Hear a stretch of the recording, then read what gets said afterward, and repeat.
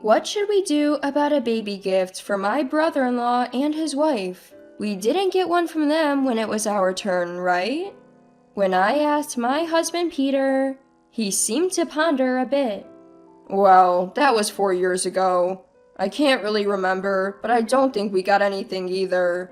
So, we don't have to give them anything, right?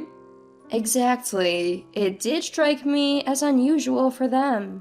I'm Emmy. My husband and I got married 6 years ago, and we have a 4-year-old daughter. My brother-in-law and his wife got married around the same time as us, but they struggled to have children. Finally, they had their first child recently, which is why I was discussing with my husband whether or not to give them a baby gift. My brother-in-law is in sales, has a loud voice, and is quite assertive. He's well liked by his clients and apparently is very good at his job. He's the complete opposite of my quiet, office-working husband. Whether it's because of his job or just his personality, my brother-in-law occasionally shows up at our house unannounced, once or twice a month. However, he always brings a small gift and never fails to send us presents for Thanksgiving and Christmas. We've received various things from them over time. We didn't get a baby gift when our daughter was born, but maybe we should give them one this time? When I mumbled that, Peter responded, "The gifts are compensation for showing up without notice, and we also give them stuff for Thanksgiving and Christmas, so it's fine." My husband doesn't like his routine disrupted, so he's not thrilled when my brother-in-law suddenly comes to visit. You have a point. And so we decided not to give my brother-in-law a baby gift, and instead opted to simply call and say, "Congratulations." But that very night, my brother-in-law showed up at our place again. He said he had some free time because his wife Florence had given birth the day before yesterday and was still in the hospital. We scrambled to prepare snacks and a meal for my brother-in-law, and both Peter and I were a bit out of sorts. Only our daughter was thrilled, delighted by the sweets he brought and the loving attention from her kind uncle. It's not that Peter and I dislike my brother-in-law. We just don't like our routine being disrupted. Feeling jovial with a drink in him, he said, "Hey, we're supposed to get a baby gift too, right? We gave you guys one." "Huh?" Peter and I blurted out in surprise, exchanging a glance. Unaware of our reaction, he continued, "You know what would be good? A baby carrier. One that works for both boys and girls, starting from newborns. Florence says she wants an American one, but the ones popular with overseas celebrities look cooler, don't you think?" He showed us his phone as he spoke. I've raised a child, so I'm familiar with a variety of baby items. Overseas products look chic and are visually impressive, but the safety standards can be a bit different, and these carriers can be hard to use for petite women. My brother-in-law is a big guy who played rugby in college, but my sister-in-law is petite and slender. Brother-in-law, overseas brands might not be suitable for your petite wife. Instead of getting a unisex one, you might want to consider buying separate carriers. I couldn't help but offer some advice, and his face showed a bit of surprise. "Really? Had no idea. In that case, let's go with the American brand for Florence's baby carrier. I'll buy my own, so please send hers as soon as possible." He laughed heartily. That night, neither Peter nor I could bring ourselves to say that we hadn't received a baby gift from him yet. We both agreed that we hadn't received anything, but after being so boldly told by him that he had given us a baby gift, we started to lose our confidence. What should we do about the baby gift? I asked Peter, who pondered the question with a troubled look. It's the thought that counts, right? And he does love his daughter. It seems Peter is leaning towards giving a baby gift after all. In the end, we decided to give $300 as the baby gift. That's enough to buy a high-quality American baby carrier and still have some change left. As someone experienced in parenting, I believe it's crucial to try on items related to a child's safety, like a baby carrier, so you can choose one that really fits. But Peter insisted.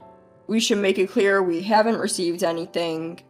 He seems quite firm on this point, and since it bothers me too, I'm glad he'll speak up. Next Saturday, Peter and I will bring a baby gift and some Jell-O for everyone to enjoy at my in-laws' house. The brother-in-law and his wife live with my in-laws, and my sister-in-law isn't planning to return to her parents' house for childbirth. I heard she was discharged on Thursday and is currently at her parents-in-law's home. In the living room, both sets of in-laws, my brother-in-law and his wife, and our family were all present. Peter hands the baby gift to my brother-in-law. My sister-in-law reaches over with glee and grabs the gift. My smiling sister-in-law said, "Thank you. You've given so generously as a thank you for everyday favors. The going rate for siblings celebrating is around $2,000, isn't it?" I was stunned, thinking how audacious she is. Both her attitude and words in taking the gift are just unbelievable. Peter, my in-laws, and even my brother-in-law were all taken aback. "Florence, that's rude," my brother-in-law softly reprimanded, but she didn't seem to care. "Well, I know you give a lot of gifts every time you visit Peter's house. We have to get something in return, otherwise it won't even out." Both Peter and the in-laws looked shocked, and my brother-in-law had a frown on his face. Is this how she really thinks? Peter and I exchanged glances. Come to think of it, it's mostly just my brother-in-law who visits us often. I then remembered we didn't interact much with my sister-in-law, but it's also inconvenient for us when my brother-in-law drops by unexpectedly. We never asked for gifts in the first place.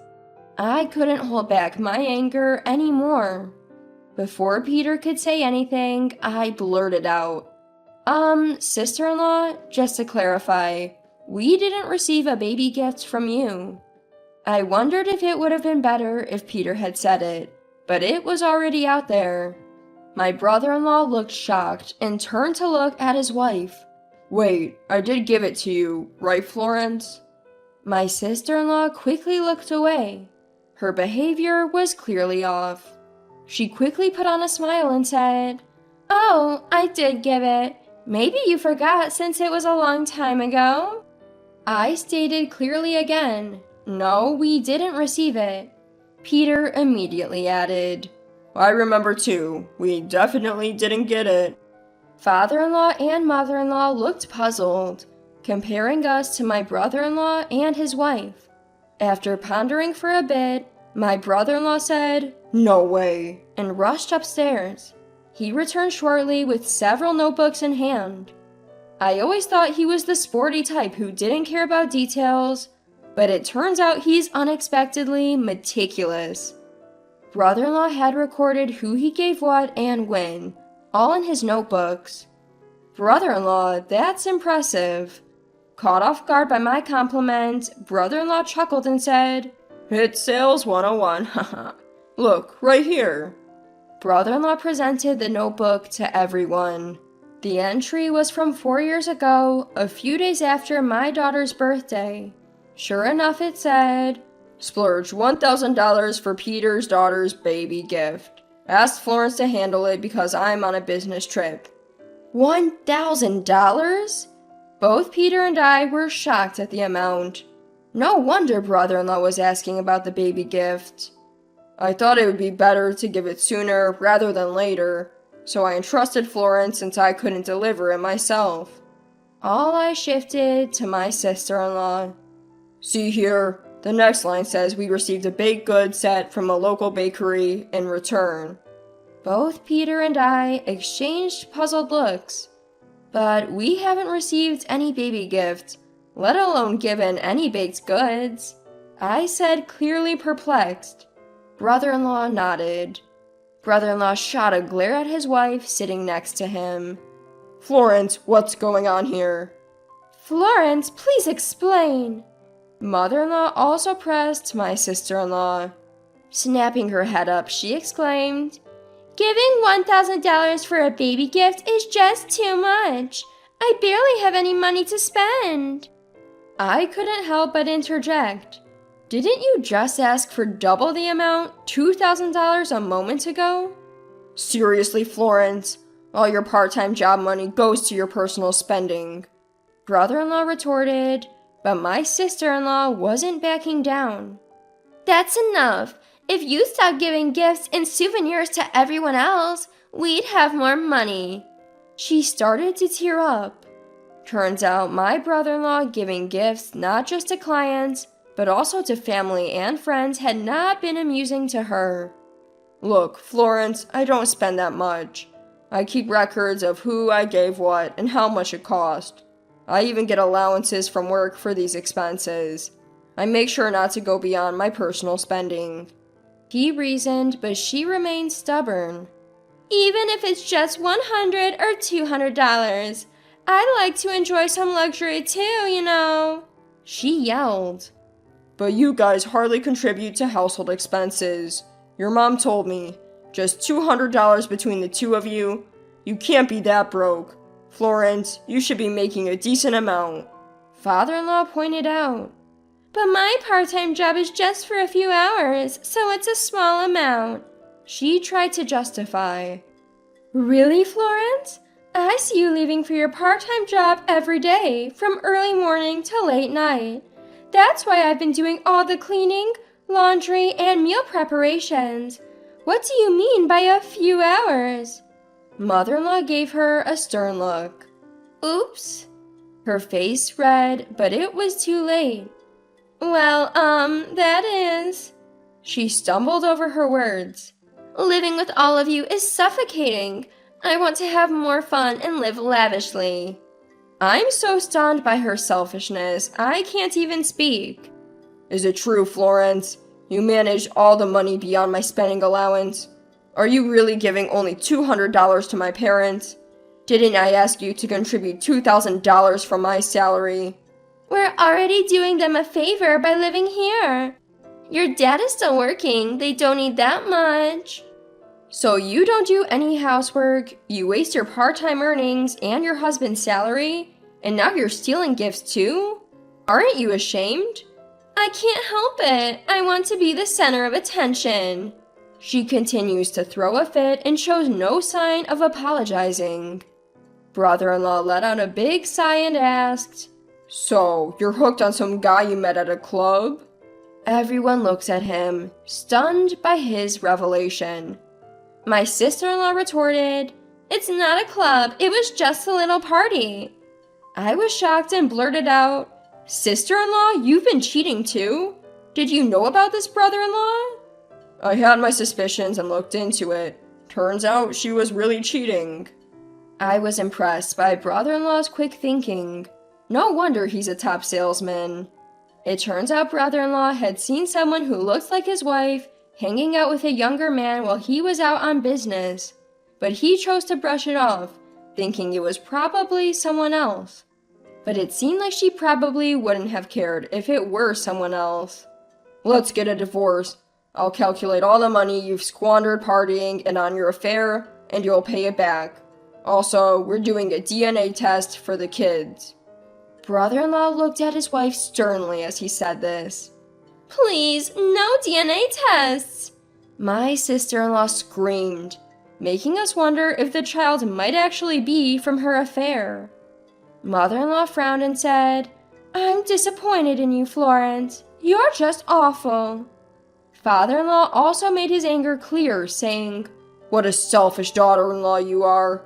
Don't ever think you're a part of this family again." My sister-in-law clung to Peter and me, saying, "You guys will be on my side, right?" I responded, "No chance. Aren't you the one who stole our baby gifts? Why should we help you? Take responsibility for your own actions." Is that so?" My sister-in-law sank to her knees, but it was too late. That's how, from the stolen baby gifts to her affair, it came to light, leading to brother-in-law filing for divorce. DNA results confirmed the child was indeed from her affair. Brother-in-law sought legal advice and began the divorce proceedings. Sister-in-law moved back to her parents' home with the child, and her parents covered both her wasted expenses and the settlement. Once she recovers her health post-delivery, she plans to start paying back her parents.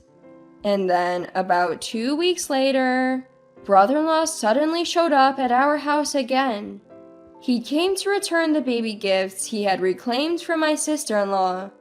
We gratefully accepted them and took the opportunity to bring up something that had been bothering us for a long time.